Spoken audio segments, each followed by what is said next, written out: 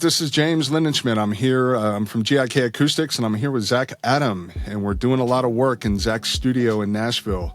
We were out there to visit when I was actually in Nashville, and we took a lot of measurements, and my colleague Mike put together the Roomle drawing of your room, Zach.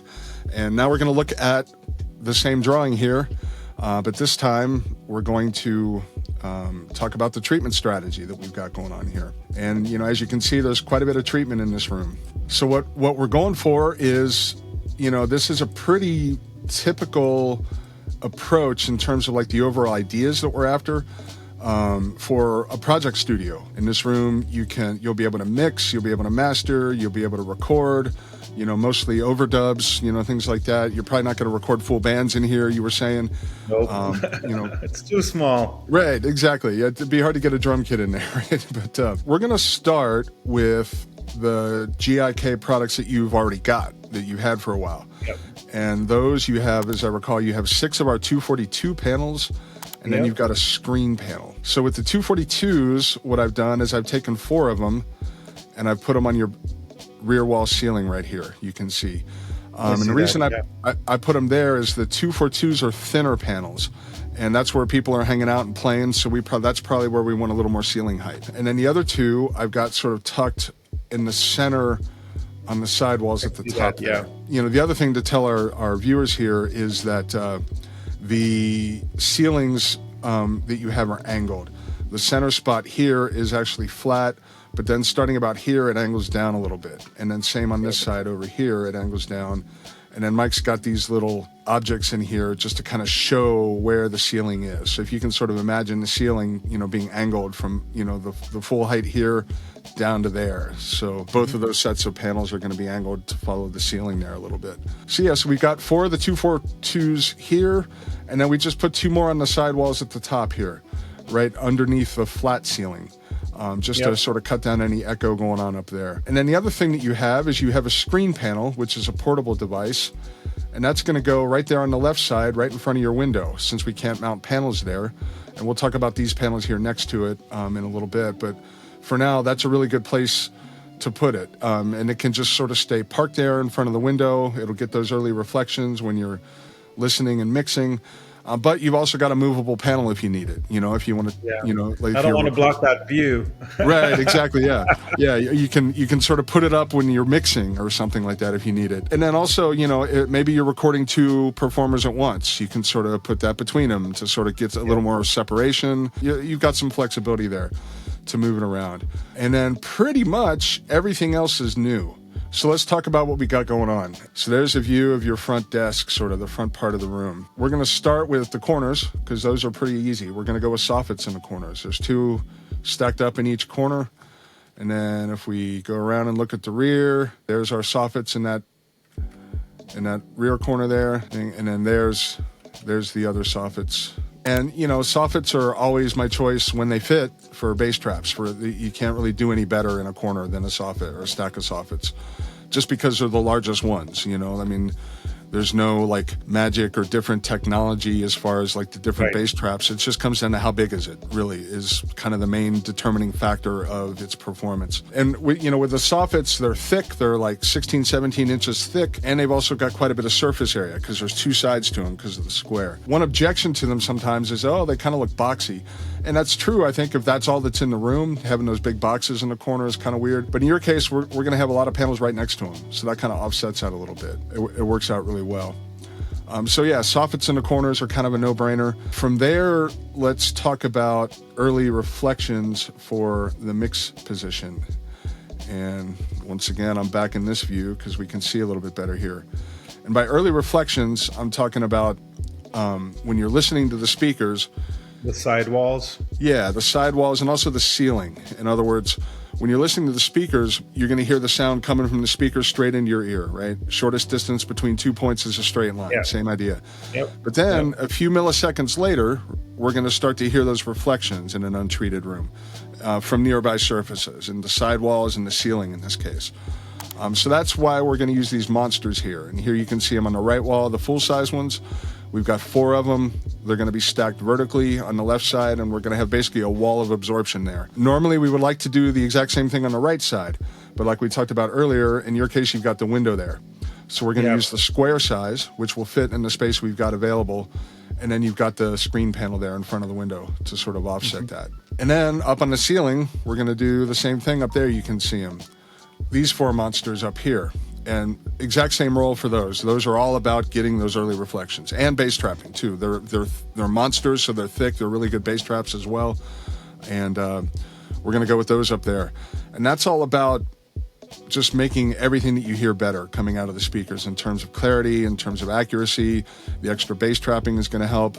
A lot of times those are going to help with like muddiness, the upper bass part of the equation. Using thick panels for the reflection points can help quite a bit with that for sure. That's a key strategy in any room where you're listening and you want to hear accurate sound. Using monsters there is going to be good. We'll talk about the front wall a little more too in a second here. But for now, let's talk about the rear part of the room. And here we've got a lot of sort of hybrid devices there. And you can see these narrow devices with the plates on them, the alpha plates. These are alpha 6As. Back here on the side walls, the narrow size, so they're 12 inches wide, 45 and a half tall, just under 4 feet tall. And then we've also got those on the back wall, the full-size guys, 2 of them back there. And then because of that corner with the door back there, the closet, we've got another spot here for the narrow one there as well. And then same thing on the other side. We're getting kind of close. I just have them sort of angled like that in the drawing. I was just thinking it would follow the angle of the ceiling, but those can just all be flat too if you prefer that. That's, you can decide that at installation. They just need to be about at ear level, for when you're recording back there. Because all this is helping with mixing as well. But a lot of what's back here is going to be about the recording side of things. When you're tracking acoustic instruments and vocals and stuff like that, we don't want the vocalist's voice to be bouncing off the sidewalls and going into the microphone. It's the exact same idea, because that's going to create similar problems to monitoring when you have early reflections. So that's pretty straightforward back there. We're using a lot of the alpha 6As in different sizes. We're going with the 1D plates, I think, and that's mostly really just an aesthetic preference as far as how we want it to look. We could use 2D panels here, but you mentioned a preference for the 1D, and I'm fine with that. If you like the looks of the 1D and these rolls for these panels, there's no reason to spend more money to upgrade to the 2D. It's not going to really get you much in terms of a performance difference in this roll. Now, one exception to that is we've also got, you can kind of see we've got 2 more alpha 6As on the ceiling, one right here and one right here. Those are the 2D design, and that is for performance reasons. Just in that roll on the ceiling, because we don't really know where the sound's going to come from all the time there, because for the ones down here, whether it's like a guitar player playing in the room or whether we're mixing, we know the sound's going to come approximately at ear level. We have some prediction for where it's going to hit the diffuser. So the 1D is a little more finicky, I think, in terms of that kind of thing. But for what we got going on here, it's fine. For the ceiling, on the other hand, it could be coming from the front for the speakers. It could be coming from the back for recording. So I just think the 2D is a little more forgiving up there. And also it provides a little visual contrast, which is not a bad thing as well. And then the last thing is we're going to have a couple more monsters on the front wall just as bass traps. And these are going to have the range limiters in them. The range limiters are, it's something we put under the fabric when we add them to these bass traps. And it just changes, it contours the response a little bit of the absorber. It boosts the bass absorption, which is good. We're going to get more bass absorption. And we're also going to get less treble absorption. And we hear that a lot where I don't want the room to be too dead, right? And, and high frequency absorption is the one thing we can overdo in a room. So it's just a way for us to sort of control how natural it sounds. In terms of that, like when you're mixing, I'm not as concerned. Like those could be fully absorptive, and when you're mixing, I don't think you really hear it. Where I think you do hear it is when you're just being in the room, conversations, talking, just normal sounds in the room. Because what often will happen is if we've got a room that's too absorptive, and I don't even want to say too absorptive, but a room that has a lot of high frequency absorption in it, it's probably really accurate. So when you're listening, it probably sounds really good. But it can be disorienting for our brains because what we're hearing in terms of cues, psychoacoustic cues from the room, like your keys rattling when you pick them up, or, Right. rattling a piece of paper, or, whatever, talking, things like that. If we're just getting nothing back from the room at all with that kind of stuff, our brains are like, whoa, what's going on? It's not matching what I'm seeing. There should be a room. Right. It should sound like a Right. room. It sounds weird. So, Right. I mean, and, we can get used to that over time. As we spend more time in there, it won't be a big deal at all. But for, yourself at first, and eventually down the road, once you're used to it, guests, it can just be a little disconcerting. So by using these technologies, the range limiters, the hybrid devices like the alphas with the plates on the front, we're just getting a more natural, a more balanced sound in the room. It's just easier to spend time in. In terms of production work, where you'll hear it the most is when you're recording acoustic instruments, right? Like stuff with a lot of overtones in it. Acoustic, I mean, I'm a guitar player, so that's how I always think, but like acoustic guitar or any acoustic instrument like that, or, mandolin or anything like that, where you've got all those overtones going on. That's where I hear it the most. But in general, it's just, again, a more neutral sound. So we're just not thinking about the room anymore. And for any reason, everything's just going to sound good. You'll also notice that with these 4 traps here that we've got, we've left some open space there. And the reason is, once all this stuff's in, we're going to want to spend some time fine-tuning speaker placement. That's always a super important part of things. Right. And for, we've got those 4 monsters on the front wall, and I'm not attached to those as the final locations. I'm just sort of, that's a starting point, right?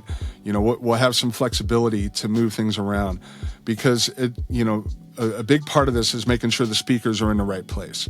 And a lot of times in small rooms, that's going to mean that they're right up against the front wall, as close as we can get them, basically.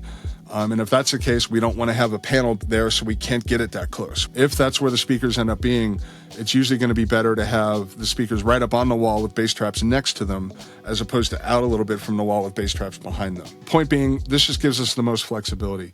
And, and we'll spend time getting that dialed in. That's a super important part. A lot of times what will happen is there might still be a couple of nulls, usually is what we'll see in the response, that are related to where the speakers are. And we can see that more clearly with the treatments in the room. So that's why I like to leave some flexibility there on the front wall. For those bass traps, those monsters, I'm not at all really concerned about where we put them. Performance for those is just going to be more about how many square feet of bass trap do we have on the front wall. And from there we can, place them accordingly. So one thing that we'll do as part of this is, once we have the treatments in, we'll spend a little time experimenting with the speakers, make sure they're in the right spot to get you the best response. And then we can sort of fine tune the bass traps placement around the speakers once we know they're dialed in. Your room has a little bit of complexity to it in terms of its shape. The angled ceilings, particularly the entrance door hallway things, might be part of the equation, as I recall. But that's a good thing sometimes, right? Not square. It's not just like I mean, I don't want to say it's a bad thing. It just makes it less predictable, right? So we have to kind of get in there and test and experiment a little bit. That's going to be more important. If it was a rectangular room, exactly, then I would pretty much know exactly where to tell you to put stuff, because those are easier to predict. Rooms like this are less easy to predict. So, keeping a little flexibility built into the design is kind of what I'm trying to emphasize here. Yeah. That way, we're not locked in because we've got, we filled the entire front wall with bass traps except for this spot for the speakers. And then we're stuck. We can't really do anything unless we want to start moving stuff around again. So this gives us some flexibility there. That's always sort of the final piece of the puzzle, I think. With this design, we've got plenty of bass trapping in this room, quite a bit. So we're going to get really good response. But the placement is related to those nulls in the bass response. And it's usually... Those nulls usually aren't really low, like at 40 or 50 hertz. They're usually 70, 80, 100, 200 hertz in the upper part of the bass range. That's an important part. In some ways, the top half of the bass range is more important to me as an acoustics guy than the bottom half, because if you've got like a lot of energy at like 40 hertz, that's probably going to sound authoritative, and our ears just like that, But, as like if you're mixing a kick drum, what frequencies do we take out? 150, 200 hertz is what we take out, because that's where the woofiness is, right? So if we end up having a lot of energy there, then you're really going to hear that, you know. So, and again, all that stuff's going to be related to speaker placement, and you know, and we'll get that dialed in. But with the bass trapping strategy here, you know, there's a lot of coverage for bass trapping. We're going to get really consistent decay times, really consistent response. So, you know, once we get all this in and all the placement verified, and then, you know, very importantly too, once your ears have a little time, your brain have time to sort of get used to the new setup and all that, then, you know, pretty quickly, once that's all dialed in, you're going to stop thinking about acoustics and just get back to work, because everything sounds really good. And that's always the goal, right? That's what I want. The other thing is all the panels in the design are white, including the plates on the alpha panels. And that's just the aesthetic that you want. You want to keep it nice and bright. So we've got I really want to keep this airy, like calm feeling in the space. Like I didn't want it to be like a dark studio. So that's exactly what I want. Yeah. Love it. Yeah. Yeah. No dungeons, right? No. I mean, listen, there's room for that, but it's like some people love going into a studio that feels moody.